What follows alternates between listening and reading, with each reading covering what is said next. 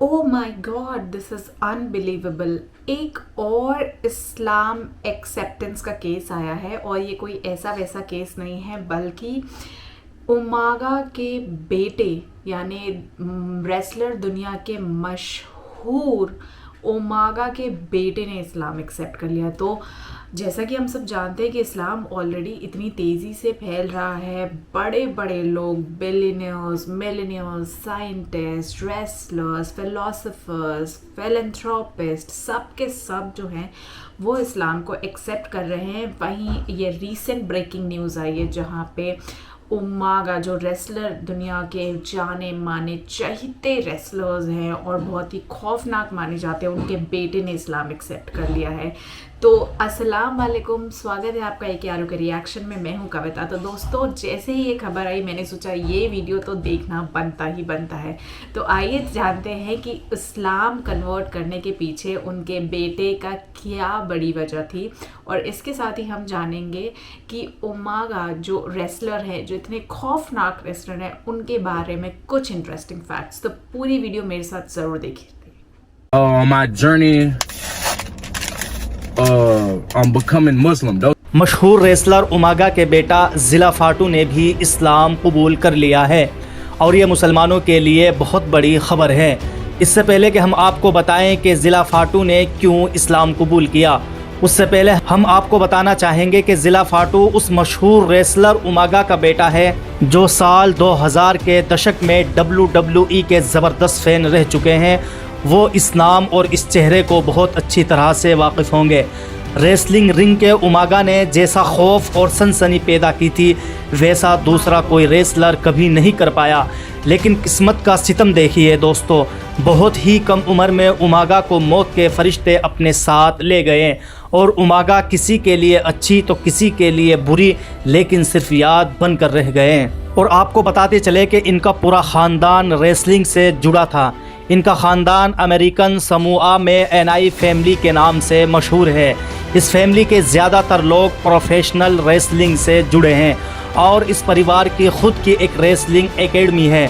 Umaga के पिता का नाम सोलाफा फाटू है, और वो भी अपने ज़माने में एक WWE पहलवान रह चुके हैं। अब हम बात करते हैं कि मशहूर रेसलर उमागा के बेटे ज़िला फाटू ने क्यों इस्लाम कबूल किया। आपको बताते चले कि उन्होंने अपनी YouTube पोस्ट वीडियो के ज़रिए लोगों को बताया कि उन्हें मुस्लिमों को बात करने का तरीका और जुमे की नमाज में एकजुट होना बहुत ज़्यादा प्रभावित किया। और उन्होंने आगे बताया कि इस्लाम के दीन हक़ होने की दलील ये है कि पूरी दुनिया इस्लाम के ख़िलाफ़ है, फिर भी ये सब तेज़ी से फैल रहा है। और उन्होंने अपनी वीडियो में ये भी बताया कि मुझे सबसे ज़्यादा जो इस्लाम से मैं प्रभावित हुआ, उसकी सबसे बड़ी वजह यह है कि इस्लाम सबसे ज़्यादा अमन व शांति की बात करता है, और यही चीज़ मुझे इस्लाम की पसंद आई, और आज मैं मुसलमान बन गया। इससे पता चलता है कि जो आए दिन इस्लाम के ख़िलाफ़ जहर उगलते रहते हैं, और जो आए दिन इस्लाम के ख़िलाफ़ प्रोपेगंडा करते रहते हैं, और जो आए दिन इस्लाम के ख़िलाफ़ झूठी ख़बरें और झूठी फिल्में बनाते रहते हैं कि इस्लाम ऐसा नहीं जैसा ये लोगों को दिखाते हैं, बल्कि इस्लाम ऐसा है जैसा ज़िला फाटू ने इस्लाम को देखा, और इस्लाम को देखने के बाद इस्लाम कबूल कर लिया। तो ये तो थी बात उनके बेटे की। अब जानते हैं एक्चुअली उमागा के बारे में कि कौन थे वो, किस तरह से उनकी मौत हुई है, और क्यों उनका इतना नाम है। यानी खौफ बहुत ज़्यादा है रेसलिंग की दुनिया में, इतना बड़े बड़े रेसलर्स उनसे जलते हैं। उसके पीछे की क्या वजह है वो आइए जानते हैं। WWE सीरीज़ में आज कहानी कही जाएगी एडवर्ड स्मिथ फाटू यानी उमागा की। उमागा WWE में कैसे आए, और वो क्या वजहें रहीं कि उन्हें इतनी जल्दी ये दुनिया छोड़कर जाना पड़ा, ये सारी कहानी आप इस वीडियो में जान लेंगे। एडवर्ड स्मिथ फाटू यानी उमागा का जन्म 28 मार्च 1973 को अमेरिकन समोआ में हुआ था। इनका पूरा ख़ानदान रेसलिंग से जुड़ा था। इनका ख़ानदान अमेरिकी समोआ में एनओआई फैमिली के नाम से मशहूर है। इस फैमिली के ज़्यादातर लोग प्रोफेशनल रेसलिंग से जुड़े हैं, और इस परिवार की खुद की एक रेसलिंग एकेडमी है। उमागा के पिता का नाम सोलोफा फाटू है, और वो भी अपने ज़माने में एक WWE पहलवान रह चुके हैं। उमागा की मां का नाम वेरा था। उमागा जब बड़े हुए तो उनके पिता ने उन्हें भी अपनी खानदानी रेसलिंग ट्रेनिंग एकेडमी भेजा, जिसका नाम है वाइल्ड समोअन प्रोफेशनल रेसलिंग स्कूल। इस स्कूल में इनके साथ इनके कज़िन मैट अनोई भी ट्रेनिंग के लिए आए थे। मैट अनोई आगे चलकर रेसलिंग रिंग में रोज़ी के नाम से मशहूर हुए थे। आपको जानकर हैरानी होगी कि साल 2017 में रोज़ी यानी मैट अनोई भी ये दुनिया छोड़कर चले गए। यूं तो WWE की दुनिया के ज़्यादातर लोगों का मानना है कि उमागा ने साल 2001 में अपने प्रोफेशनल करियर की शुरुआत की थी, लेकिन कम ही लोग इस बात से वाकिफ़ हैं कि साल 1995 में उमागा ने अपने अंकल आफा अनोई के साथ अपना डेब्यू रेसलिंग मैच खेला था। हालांकि उन दिनों इनका नाम उमागा नहीं हुआ करता था। दरअसल इनके अंकल आफा अनोई वर्ल्ड्स एक्सट्रीम रेसलिंग यानी WXW के प्रमोशन के लिए एक मैच खेल रहे थे, जिसमें वो अपने साथ इन्हें भी ले गए थे। इस तरह अंकल की मदद से उमागा का प्रोफेशनल रेसलिंग करियर शुरू हो गया था।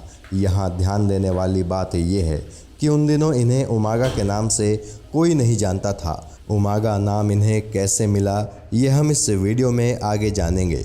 फ़िलहाल आप ये जान लीजिए कि 1995 में रेसलिंग रिंग में डेब्यू करने के बाद ये छोटे मोटे रेसलिंग मुकाबले खेलते रहे, लेकिन इनकी किस्मत बदलनी शुरू हुई साल 2001 से। उमागा और उनके कज़िन मैट को WWF ने साल 2001 में डेवलपमेंट कॉन्ट्रैक्ट के लिए साइन किया। इन दोनों भाइयों की एक टैग टीम बनी जिसे द आइलैंड बॉयज़ नाम दिया गया। अब तक इनका नाम उमागा नहीं पड़ा था। ये एक्मो के नाम से रेसलिंग किया करते थे। भाइयों की इस जोड़ी ने धमाल मचा दिया और इसी साल नवंबर में इन्होंने HWA टैग टीम चैंपियनशिप जीत ली। इसके बाद इन्होंने 3 दफ़ा MCW southern tag team championship अपने नाम की थी। 3 दफ़ा ये चैंपियनशिप जीतने के बाद एडवर्ड स्मिथ फाटू ने अपना नाम एक्मो से बदलकर जमाल रख लिया और 22 जुलाई 2002 को इन्होंने व इनके भाई मैट उर्फ रोज़ी ने रॉ के एपिसोड में अपना रोस्टर डेब्यू किया। उस एपिसोड में ये और इनके भाई रोज़ी 3 मिनट वार्निंग गेम का हिस्सा बने। इस जोड़ी को बिजनेसमैन एरिक बिस्कॉफ ने हायर कर लिया और एरिक बिस्कॉफ के लिए इन दोनों ने कई फाइट्स लड़ी। कई दफ़ा बिस्कॉफ के कहने पर इन दोनों ने रिंग अनाउंसर्स और रेफरी तक को भी पीटा। कुछ महिलाओं के साथ भी इन दोनों भाइयों ने हाथापाई की।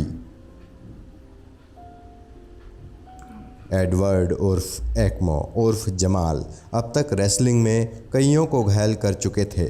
आलम यह था कि कई पहलवान तो इनके सामने आने से कतराते थे। रेसलिंग रिंग में लोग इन्हें खौफ का दूसरा नाम कहा करते थे। कुछ पहलवानों को तो इन्होंने ज़्यादा ही बुरी तरह से घायल कर दिया था। इनके खिलाफ WWE में काफ़ी शिकायतें आने लगी। ये शिकायतें जब ज़्यादा ही बढ़ गई तो WWE ने इन्हें निकालने का फ़ैसला कर लिया। इसी दौरान एक बार में ये किसी से हाथापाई कर बैठे और WWE ने बुरे बर्ताव को वजह बताकर इन्हें रिलीज़ कर दिया और अपना कॉन्ट्रैक्ट ख़त्म कर लिया। WWE से रिलीज़ होने के बाद इन्होंने TNA यानी total non stop action wrestling में फ़ाइट लड़ना शुरू कर दिया। एक बार फिर से इन्होंने अपना नाम जमाल से बदलकर एक्मो रख लिया। लगभग 1 साल तक TNA से जुड़े रहने के बाद इन्होंने all Japan pro wrestling league को ज्वाइन कर लिया और अगले 1 साल यानी 2005 तक ये इस लीग संग जुड़े रहे। लेकिन फिर WWE ने एक बार फिर से इन्हें वापस बुलाया और इन्हें साइन कर लिया। 2005 में एडवर्ड फाटू ने WWE को दोबारा ज्वाइन कर लिया, लेकिन इस दफ़ा इन्होंने अपना नाम उमागा रखा। जी हाँ, यहीं से एडवर्ड फाटू उर्फ एक्मो उर्फ जमाल को लोगों ने उमागा के नाम से जानना शुरू किया। जो लोग इन्हें पहले से जानते थे वो ये जानने के लिए बहुत उत्सुक थे कि आखिर फाटू ने अपना नाम उमागा क्यों रखा। लोगों की क्यूरोसिटी जब काफ़ी ज़्यादा बढ़ने लगी तो इनके कज़िन ब्रदर ने मीडिया को बताया कि समोअन टैटूइंग प्रोसेस का सबसे आखिरी और सबसे दर्द भरा हिस्सा होता है उमागा, जिसका मतलब होता है दी एंड। WWE में वापसी के बाद उमागा का पहला मैच रिक फ्लेयर के साथ हुआ और उमागा ने रिक फ्लेयर को बुरी तरह से हराया और फिर इसके बाद उमागा ने कभी पीछे मुड़कर नहीं देखा। इन्होंने जॉन सीना, शॉन माइकल, केन और ट्रिपल एच जैसे बड़े पहलवानों को हराया। WWE के साथ अपने करियर की दूसरी पारी में उमागा ने पहली दफ़ा जेफ हार्डी को हराकर इंटरकॉन्टिनेंटल चैंपियनशिप जीतने में सफलता हासिल की थी। बाद में इन्होंने इस चैंपियनशिप को 2 दफ़ा और जीता। अमेरिकी राष्ट्रपति डोनाल्ड ट्रंप जब WWE से जुड़े थे तो उस वक्त उमागा WWE के मैनेजर विंसी मैकमोहन की तरफ से डोनाल्ड ट्रंप के पहलवान बॉबी लैशली से भिड़े थे। इस मुकाबले को battle of billionaires hair versus hair match नाम दिया गया था। बॉबी लैशली ने उस मैच में उमागा को हरा दिया और इसके बाद डोनाल्ड ट्रंप ने विंसी मैकमोहन को सबके सामने गंजा कर दिया। यही फाइट उमागा के करियर की आखिरी फाइट भी साबित हुई। इसके बाद उमागा को WWE ने अपनी वेलनेस पॉलिसी का उल्लंघन करने के चलते एक बार फिर से बाहर कर दिया। अपने आखिरी मुकाबले में उमागा CM पंक से भिड़े थे और इस मुकाबले में भी इन्हें हार का सामना करना पड़ा था। उमागा की निजी ज़िंदगी के बारे में बात करें तो इनकी वाइफ का नाम LT है और उनसे इनके 4 बेटे हैं। WWE से निष्कासित हुए उमागा को अभी महज 6 महीने ही हुए थे कि 4 दिसंबर 2009 को उमागा की मौत की खबर आई और इस खबर ने WWE जगत सहित सारी दुनिया के रेसलिंग फैंस को स्तब्ध कर दिया। उमागा को उनकी पत्नी ने कमरे में अचेत अवस्था में पाया था। उनकी नाक से खून बह रहा था। आनन फानन में इन्हें अस्पताल लेकर जाया गया। डॉक्टरों ने इन्हें तुरंत इंटेंसिव केयर यूनिट में भर्ती कराया। उमागा को हार्ट अटैक आया था। पहला हार्ट अटैक आने के बाद जब उमागा को अस्पताल ले जाया गया था तो कुछ ही घंटों के बाद उन्हें एक दूसरा हार्ट अटैक आया और उमागा की मौत हो गई। इनकी पोस्टमार्टम रिपोर्ट में खुलासा हुआ कि इनकी मौत कुछ तो दोस्तों देखा आपने कि किस तरह से उनके बेटे ने इस्लाम को एक्सेप्ट कर लिया और ओपनली अपनी यूट्यूब चैनल में उन्होंने ये अनाउंस करा, साथ ही ट्विटर पे पोस्ट करा कि उन्होंने इस्लाम को एक्सेप्ट कर लिया। जो क्वालिटीज़ उन्होंने बताई हैं वो डेफिनेटली काफ़ी अच्छी हैं।